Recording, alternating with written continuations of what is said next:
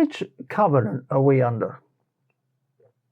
The good news is that Jesus has created a new covenant, and by doing this, he has freed us from the restraints of the old covenant.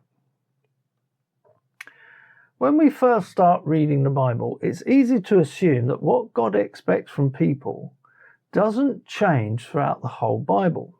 After all, God doesn't change. However, the Jews, between Moses and Jesus' death, were under one covenant, and Christians are under a different covenant. It's also easy to assume that the changeover time for the covenants between, the changeover from the old covenant to the new covenant was Jesus' birth, but it was in fact Jesus' death. As a covenant is a form of contract, it's a good idea to know the terms of the contract. Now, we might say, I know this is going to sound really obvious, we might say that if it's in the contract, then it's part of the contract. But if it's not in the contract, then it's not part of the contract. And as I say, that may sound obvious, but bear with me, it gets good. So, if contracts are containers of the terms of the contract, we can represent them with jars. And in the first jar, we have what we call the Old Covenant. This was given through Moses specifically to Israel. Now, this jar contains 316 commandments, including the 10 commandments and the 2 commandments. These 613 commandments are called the law. Now, this covenant is often referred to as the law or just law.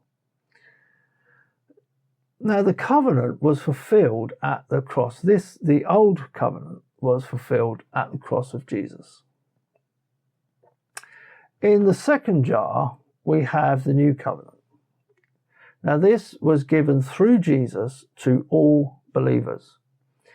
It contains the new commandments of the new covenant. And whereas the first covenant is often called law, this one is called grace. And the new covenant began at the cross. So I hope you can see by representing them as jars that we can't assume that things just carry on. So what does the Bible say about the old covenant now that the new covenant has come? The first part of Hebrews 8:13 says, in that he says, God, a new covenant, he has made the first obsolete.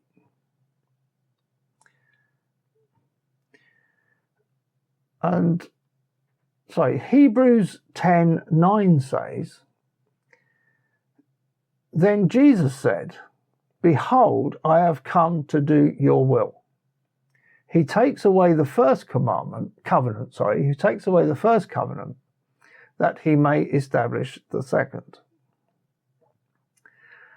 As the changeover between the two covenants happened at Jesus' death, this means that Jesus' life and ministry were during the end of the old covenant. So yeah, because the changeover happened at Jesus' death, if you can imagine.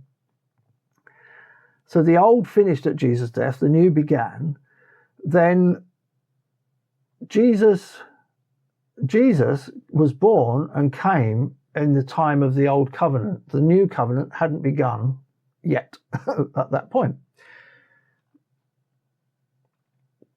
Now, we have to allow Jesus to first appear as the promised Messiah to the Jews, as Galatians 5:4-5 says. But when the fullness of time came, God sent his Son, born to a woman, born under the law, that he might redeem those who were under the law. And once you see it, you will spot that throughout Jesus' ministry, he teaches the law of the old covenant to those under the law. Jesus said in Matthew 5:17 that he had come to fulfill the law. And he said, don't think I came to destroy the law or the prophets. I didn't come to destroy, but to fulfill. He then says in verse 19 that to be great in the kingdom, you must first teach the law. Therefore, whoever shall break one of the least commandments, one of these least commandments, and teach others to do so, shall be called least in the kingdom of heaven. And whoever shall do and teach them shall be called great in the kingdom of heaven. And we know that Jesus is the greatest in the kingdom. Surely we can agree on that. So Jesus came to fulfill the law and not destroy it. Now, Jesus didn't just come to fulfill the law on the cross. He had to fulfill it in every aspect of his life first, from his birth, his life, and his ministry. And as well as that, Jesus had to fulfill the law in his teaching. We can see an example of this in Matthew 23:23 to 24. Woe to you, scribes and Pharisees, hypocrites, for you tithe mint, dill, and cumin, and have left undone the weightier matters of the law, justice, mercy, and faith. But you ought to have done these, past tense, and not have left the other undone. So they had to keep the whole law. They had to keep the tithing law, and they had to keep the justice, mercy, and faith aspect of the law as well. And this is talking past tense. Jesus is talking to believers who were under the law about their attitude to the law. You blind guides, you strain out a gnat and swallow a camel. Now, if Jesus' teaching in the Gospels were exclusively New Covenant teaching, that is meant only for Christians, then he wouldn't have fulfilled the law.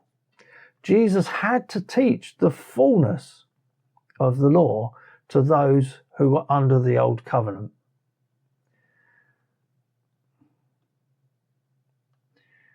It's all very well that the covenant has changed, but what about the law? Well, firstly, the old covenant was made up of law. The Jews in the Old Testament broke God's covenant by breaking God's law. And let's see what the New Testament says.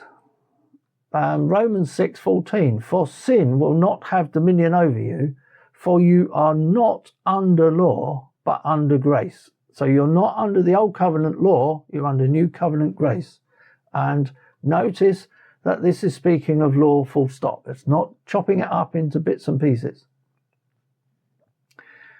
Now, as well as that, when we talk of law, that includes all the law of Moses. It includes the 10 Commandments, and it also includes the 2 commandments which Jesus was asked the question, which are the greatest 2 commandments in the law? And Jesus said, these are the 2 greatest commandments in the law. They sum up the whole law. So how can you have you can't say, well, I'm loving God while eating a bacon sandwich. You can't just say, oh, well, this love God with all your heart, mind, body, and soul, that is fulfilling the law while eating a bacon sandwich. That wouldn't be fulfilling the law. It's the other way around. You know you're fulfilling the law when you obey all the commandments. And when you obey all the commandments, then you will be loving God with all your heart, mind, body, and soul. I think sometimes we get that a bit reversed. Do you need a law to tell you that murder is wrong, or theft, or lying, or adultery. So does this mean that we have no law? I mean, that's what some people will automatically say. That's what they said to Paul. And I would say that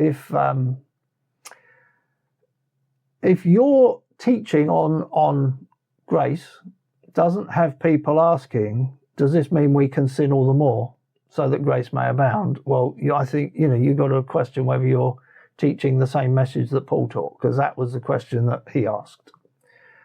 And so does this mean that we have no law? No, not at all. Jesus gave us a new commandment, didn't he? He gave us, love one another as I've loved you.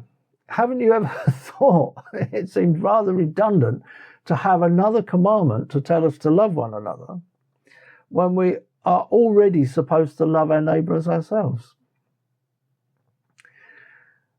Under the new covenant, there is a change of priesthood, high priest, sacrifice, and temple. So it shouldn't be a surprise to discover that there is a change of commandments as well. If you had to strip it right back, what two instructions might you think in your heart are given to Christians? Now, I know we're going to put you on the spot. You might say, well, love the Lord your God with all your heart, mind, body, and soul, and so on. Well, actually, apart from the old law, let's have a look at what the new says. So would you agree that one thing that all Christians need to do is to believe and trust in Jesus? And would the second be that we need to love one another, as Jesus told us and as Jesus loved us? So let's have a look at how John sums up God's new covenant commandment in 1 John 3:23. This is his commandment, this is his commandment, that we should believe in the name of his Son, Jesus Christ, and love one another, even as he has commanded. Now, God said that under the new covenant, his law would be written on our hearts. Have you ever wondered why you need to memorize a written law if it's supposed to be written on your heart? And by that I mean, well, don't we instinctively know that we are to believe and trust in Jesus and that we're supposed to love one another? If we love one another as Jesus loved us, then we will not be murdering, lying, stealing, committing adultery, and so on. Now, this is the blessing of the new covenant. It's better than the old covenant. And it's not just me saying that. Hebrews 8:6-7 says, "But now Jesus has obtained a more excellent ministry, by as much as he is also the mediator of a better covenant, which on better promises has been established. For if the first covenant had been found faultless, then no place would have been sought for a second." Now, if we look at the two jars again, we will have a better understanding of what they represent. The old covenant given through Moses to Israel was God's law. The new covenant given through Jesus to all who believe is God's grace. And this can be seen in John 1:17. "For the law was given through Moses, grace and truth came through Jesus Christ." Now, I've only touched the surface of what the Bible says about the difference between the old and new covenants and what Jesus has done for us. There is a link in the description to my website where you can find more information on this. Also, what I share on this channel is based on the teaching of the new covenant. So if you want to learn more, hit the subscribe button and check out the other videos on this channel. If you've been blessed in any way and you want others to hear the message of the new covenant, then giving it a thumbs up will help YouTube to recommend it to people like yourself.